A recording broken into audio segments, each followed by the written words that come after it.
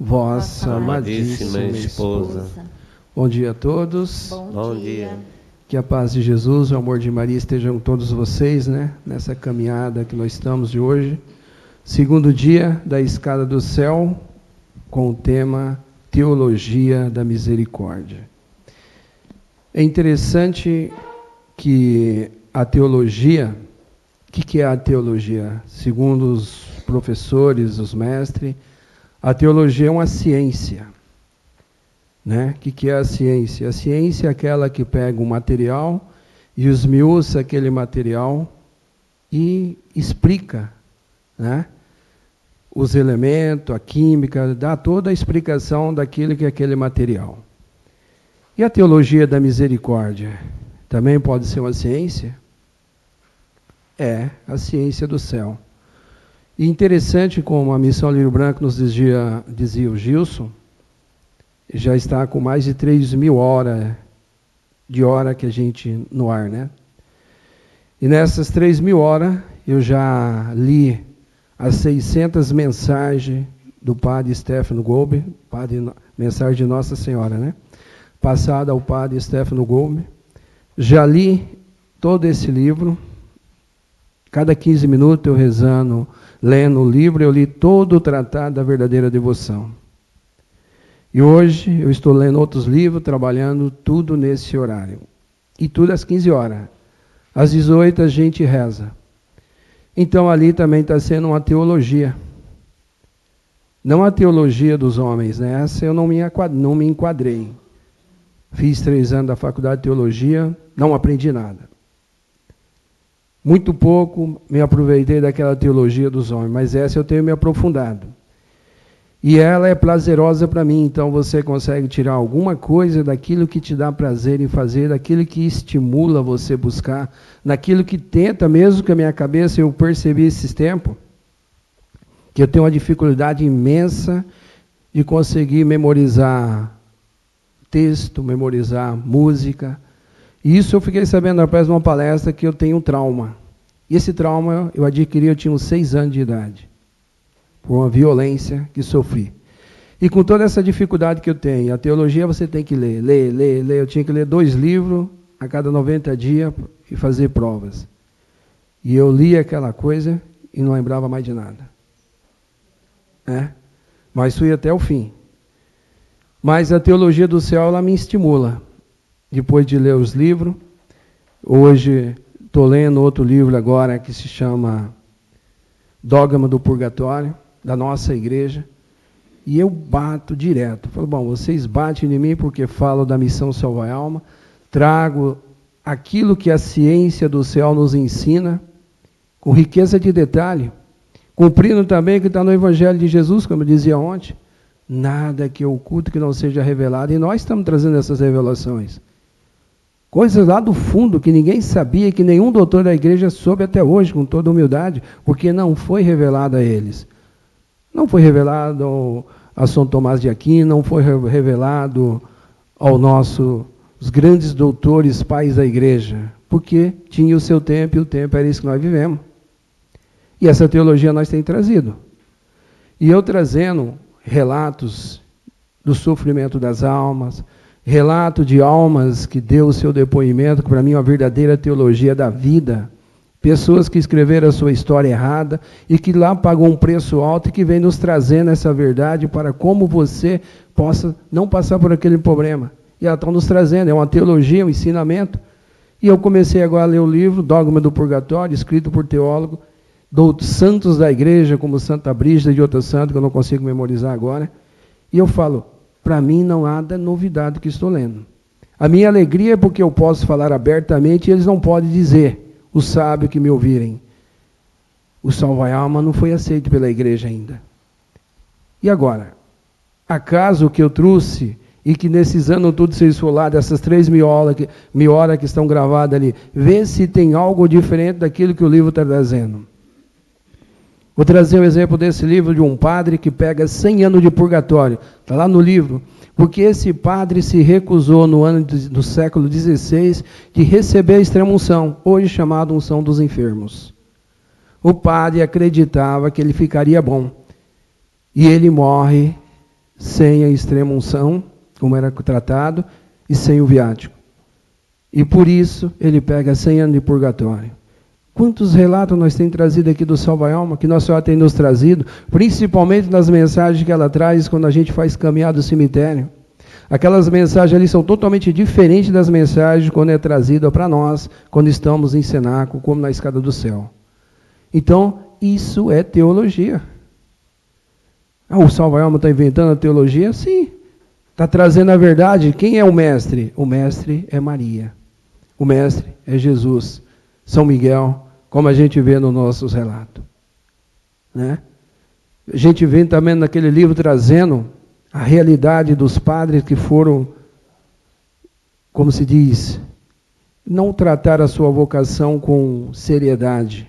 E ali a gente vê padre que pega 70, 100 anos, 200 anos de purgatório. E aquilo que nós trazemos. Mas agora é a visão da igreja, a visão dos santos que traz essa verdade e que também tinham visão das almas. É uma teologia. A teologia dos homens quer estudar Deus, mas quem pode estudar Deus? Falar sobre Nossa Senhora, como está na palestra aqui, Maria, minha mãe. Se o próprio Jesus, numa mensagem recente, disse, não é fácil falar de Maria. Como esperar que um pecador que nem eu possa falar alguma coisa da mãe? Mas o filho é aquele que tenta falar aquilo que vê a mãe fazer. O pouco, né, que a gente aprendeu. Que Nossa Senhora fez muito, que jamais ser humano vai conseguir explicar. Se o próprio mestre já diz assim, né? Mas eu vou entrar no tema Maria, minha mãe, por esse livro. Bem rapidinho, eu não vou estender muito não, gente. No capítulo 161, no número 166, diz assim, onde está Maria, não entra o espírito maligno. E um dos sinais mais infalíveis de que se está sendo conduzido pelo bom espírito é a circunstância de ser muito devoto de Maria, de pensar nela muitas vezes, de falar-lhe frequentemente. E esta é a opinião de um santo, que acrescenta que, como a respiração é sinal inconfundível de que o corpo não está morto, o pensamento assíduo e invocação amorosa de Maria é sinal certo de que a alma não está morta pelo pecado. Tem muitas almas mortas pelo pecado hoje, né? A gente que ocupa aqui sempre está em contato com as redes sociais, a gente vê tanta gente falando asneira de nossa mãe. Encaixa nessa colocação, nesse contexto que nos ensina São Luís. Estão mortas. Falar de nossa mãe Maria, como essas pessoas falam, estão totalmente mortas. Assim como esteve Judas. Judas Iscariote, Nossa Senhora conhecia toda a índole daquele homem, sabia do caminho que ele estava tomando e ela tinha um amor especial por ele. E ele o odiava. Porque ela o tratava com mais respeito, com mais amor do que os outros 11.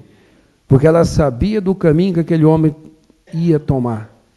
E ele simplesmente odiava. Então há muito Judas nesse mundo hoje. E que a mãe também ama. Ela nos disse aqui várias vezes, são todos meus filhinhos. E que a mãe nos ensina, vamos jogar pedra neles? Não, a mãe ensina, rezai-os.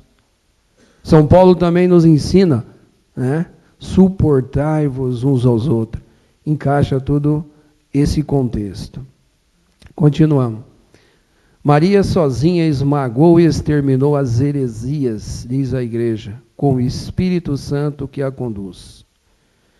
A mãe não esmagou todas essas heresias num contexto de discussão, de briga, mas sendo paciente. E trazendo a verdade como a verdade, ela nunca vai poder ser confundida. A mentira, sim. Uma hora, a mentira é como você jogar uma pedra, ela sobe e desce. Mas a verdade, nunca alguém derrubará ela. E nossa mãe, através, conduzindo a igreja, tem esmagado todas as mentiras e as heresias. e hoje está bombando para tudo que é lado, né? Principalmente a TL na nossa igreja, que traz uma misericórdia que eu costumo chamar de irresponsável. Com a teologia do purgatório que a gente conhece, você vê uma misericórdia sendo pregada, onde Deus já te perdoou, onde Ele te ama, onde Ele passou um sofrimento e Ele não permite que você vá para o inferno porque Ele é bom. Ele é bom. E Ele também não te manda para lá. É você que livremente escolhe o caminho que você quer ir. Estava relendo a mensagem também, 2008, onde Nossa Senhora prometia que através da missão Salvar Alma nenhum padre mais se perderia. Mas, com um agravante, se eles assim quisessem. E a gente já teve história de alguns padres que já se perderam desse tempo para cá. Porque Deus respeita o seu livre-arbítrio, respeita a tua vontade. Se na tua caminhada você continua sendo um cristão tíbio, que reza, mas não muda o seu coração, o risco de na hora de você encontrar com Deus e você fazer uma escolha errada é muito grande. Porque o Senhor respeita a tua vontade. Até naquela última hora. Não sabemos aqui que tem alma que o Senhor mostrou para ele o céu, o purgatório, o inferno, e a louca se jogou no inferno? Foi Deus que mandou? Não. Mas os nossos caminhos nesse mundo nos cegam a tamanho que nessa hora, numa fração de segundo, pode ser a danação de uma alma para sempre. Numa fração de segundo. Um orgulho tão cego do ser humano que nessa hora pode ser eterno. Porque esse poder que Deus nos deu, chamado livre-arbítrio, não nos é tirado. A não ser quando você está no purgatório. Também sabemos pela teologia do purgatório que lá para você mexer um dedo tem que ter a permissão de Deus. Tem muita gente que acha que vai passar para o outro lado e pode chegar lá também e determinar como vai fazer as coisas, né? Eu vou aqui, vou ali, faço assim, e isso acabou, né, irmãos? É mais uma teologia, não é a ciência, não é o ensinamento que a teologia fala. E tudo isso a gente está sabendo. Tudo isso está sendo nos passado da nossa caminhada. Também nós sabemos que não adianta rezar. Quantas vezes está nos dito? Rezar, conversar com Deus. Abre o seu coração para Deus. Muitas vezes pode ser meu lábios e o teu está apenas falando da boca para fora. E isso não atinge o Pai. Também é mais uma teologia. É mais ensinamento como rezar. Estamos horas e horas rezando e essa oração está trancada aos olhos de Deus. Pode ouvir na nossa vez, né? Afastai de mim, eu não vos conheço. Ah, mas eu comunguei, eu fiz milagre, eu tive... Não vos conheço. Então tudo isso é ensinamento. Tudo isso é mostrarmos um caminho de como caminhar. E o Salva-Alma tem sido essa teologia. O Salva-Alma tem sido esse ensinamento. Mostrar como devemos agir, e isso é uma mudança a cada dia. Por isso nós temos que nos converter a cada dia. A cada dia nós temos que nos converter. Embora os críticos resmunguem contra esta afirmação, jamais um fiel devoto de Maria cairá na heresia ou na ilusão, pelo menos formal. Poderá errar materialmente, tomar a mentira por verdade, o espírito maligno pelo bom, e isto mesmo, não tão facilmente quanto o outro qualquer, mas cedo ou mais tarde, porém, reconhecerá sua falta e seu erro material, e quando recorrer, não teimará de modo algum em crer e sustentar o que tomara por verdade. Um devoto de Maria não é santo, como mostra aqui. Ele erra. Muitas vezes o devoto de Maria pode tomar caminhos errados. Muitas vezes o devoto de Maria pode tomar o demônio como bom. Pode ser que um devoto de Maria pode tomar o espiritismo como um caminho. Tantas vias, tantas que nós temos hoje. Só que você tem que estar aberto ao coração de Deus.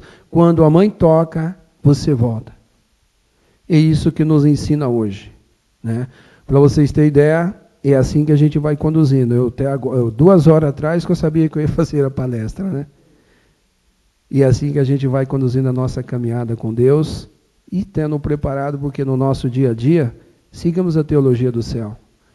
E com muita humildade, você não é um doutor, não vai falar bonito, mas você vai ter sempre algo a dizer daquilo que nossa mãe ensina. Não tem como falar de nossa mãe Maria. Nós pecadores, não. Se o seu mestre, nosso mestre Jesus nos diz, falar de Maria não é fácil, imagina para nós, né, gente? Mas sempre fica aí o ensinamento para nós. Há muito que nós temos aprendido com o Salva-Alma. Muitos. E é essa a verdadeira teologia que nós estamos vivendo. A ciência que o céu nos ensina. E quando você vai também juntando aquilo que vai nos mostrando a palavra de Deus, você vai vendo que tem fundamento. Tem fundamento daquilo que fazemos no Salva-Alma, aquilo que aprendemos na igreja, com os doutores da igreja, os pais da igreja, nada foge daquilo que o céu nos ensina. Amém? Ave Maria, cheia de graça, o Senhor é convosco. Bendita sois vós entre as mulheres.